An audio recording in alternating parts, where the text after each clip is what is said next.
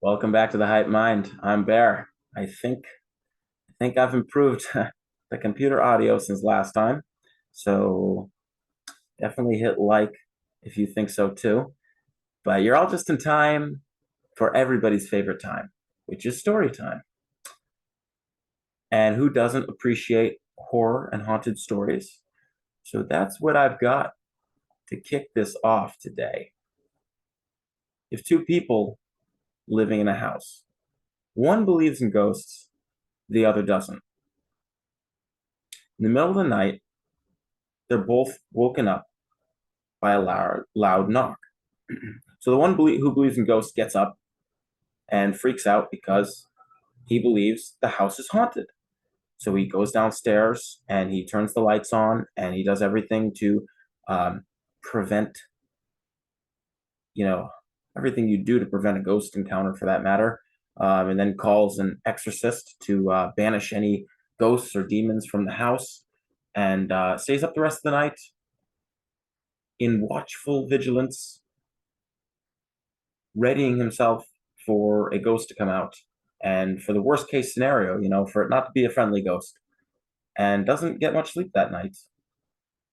Then, on the other hand, there's the other individual in that house who, like the first individual, hears a loud knock in the middle of the night, is awakened by it, but because he doesn't believe in ghosts, he takes a minute to investigate to make sure nobody broke into the house, realizes it was probably nothing more than something falling down the stairs or maybe a broom that had not been properly leaned against the wall and had fallen over, and goes back to a very restful, peaceful sleep. Kind of an odd story. It is kind of an odd story.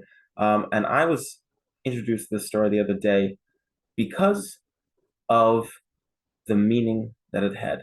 And that meaning is that your beliefs shape your reality. Think about this. In the story, the first individual who believed in ghosts, whether they were real or not,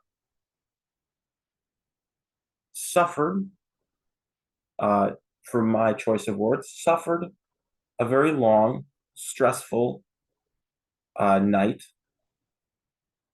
that consisted of a lack of sleep and discomfort and fear, while the other person who didn't believe in ghosts, whether ghosts were real or not, was able to comfortably go back to bed. Ultimately, it's not about whether ghosts exist or not. It's about how your beliefs affect and impact your reality. Because, like I just said, your beliefs, they shape your reality, right? I don't even have to ask why that's important. It's right there in the statement. What you believe shapes your reality, right? So that calls you, if you're seeking to become a better person, that poses the question on you. What are your beliefs, right? And how are the beliefs that you hold, and that includes the subconscious beliefs that you're not necessarily aware of, what are these beliefs that you hold doing to affect your reality? I live in America. America is a first world country. America is and has been or was, whatever word you want to use, a leading power in the world.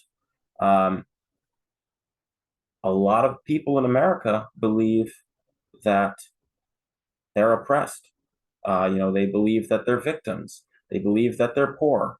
You know, how does that shape their reality, right? Interestingly enough, this is something that I really got a beautiful perspective on while I was reading Dr. Wayne Dyer's book. He's very popular. You probably heard of him. I've only read one of his books, but he had a similar message to say, and that was what you imagine and permit yourself to believe becomes a reality for you, right? It's the exact same message, which is one reason why I appreciated his book, because he encouraged you to take a closer look at your beliefs, to evaluate them, and to see if they were serving you or not. Because, like I said, seeing a lot of the people who I live around, um, firsthand, I can see some of the beliefs they have, and I can see how it's negatively impacting them. And I can do that for myself, and I encourage you to do that for yourself, right? To look at those beliefs, to question yourself if you're not sure of what your beliefs are, because a lot of times you don't realize you have a belief. Just like that the individual in the story wasn't necessarily consciously aware that they believed in ghosts, right? It was just they believed in ghosts. So what? They weren't necessarily hyper focused on that fact, but when they heard a noise, they suspected it was a ghost, whether or not they realized that they believed in ghosts or not. Um, and then you saw the impact. The impact was they spent the rest of the night awake and fearful, and that's a lot of how we live. A lot of times, because we believe we are a victim, or we're poor, or we're not making enough money, or we believe that people don't love us, etc. All we see in our life is exactly that, and we ultimately shape our own reality through that belief. Um, that's that's kind of what Dr. Dyer was also saying in his book. One reason why I recommend it, but it's not about that. It's about motivating yourself, taking responsibility to look at your beliefs and to see if they're serving you or not. Because one of the best beliefs you can have is believing that what you do believe in directly impacts your reality, right? Your life. What your life looks like is what your beliefs are. What you When you reflect on what your life looks like, whether you're doing it, you know, with awareness of it or not, when you think about the situation you're in, oh, I always have bad luck. Oh, my job doesn't pay me enough. Oh, I'm always late for everything. This is your reality. I can never be on time. You are stating your reality. Ultimately, that's a reality because of those beliefs you hold. You believe that you don't know how to show up places on time, or that you can never be places on time. You believe that nobody loves you in your life, right?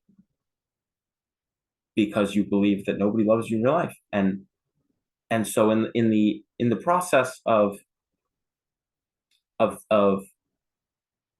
believing this about yourself, you actually manifest it. You create a life centered around exactly what you're thinking and saying and acting out.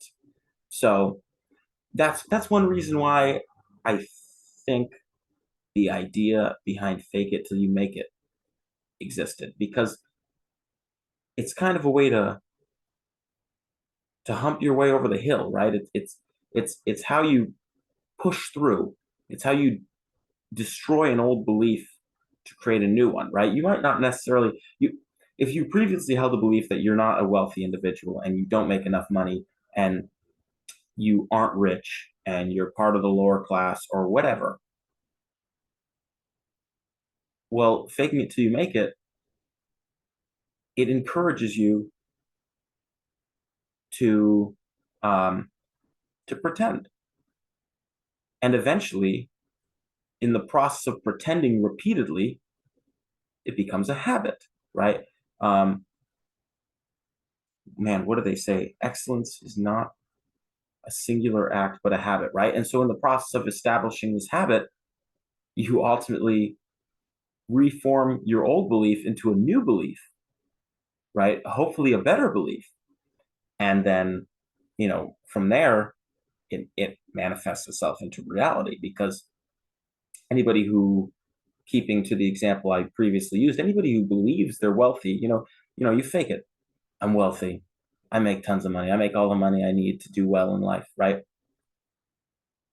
Well, if you start faking that attitude, you're going to start believing that attitude. When you believe that attitude, you're going to act that out, right? And anybody who believes they're doing well is going to feel confident. And what does confidence give you? Confidence gives you what you need to ask for that raise, to save a little extra money, to do whatever you need to to actually permit wealth into your life. So I really think I've said enough on this, because the big piece that I want to draw attention to is paying attention to your beliefs so that you can shape your reality into the reality you want, right? Even if that means you have to fake it until you get there. Um, but again, the first thing you have to do, the very first thing you have to do is understand that your beliefs do shape your reality. And then you need to say, what are my beliefs? And then you need to work to change the beliefs that you don't want to have, which can be done several ways. Like I mentioned, you can either look at what beliefs you have, or if you're struggling to identify your beliefs, you can look at what you believe about yourself. You can look at your reality and say, this is what I think. This is what I see. This is my reality to the best of my ability to perceive it. And then you can say, what don't I like about that reality? I don't like the fact that I appear to be poor. And so you fake believing you're not poor. You fake believing you're wealthy until you establish a new belief. So there you have it. Thanks for joining us from all of us here at the Hype Mind. Peace, and I'll catch you next time.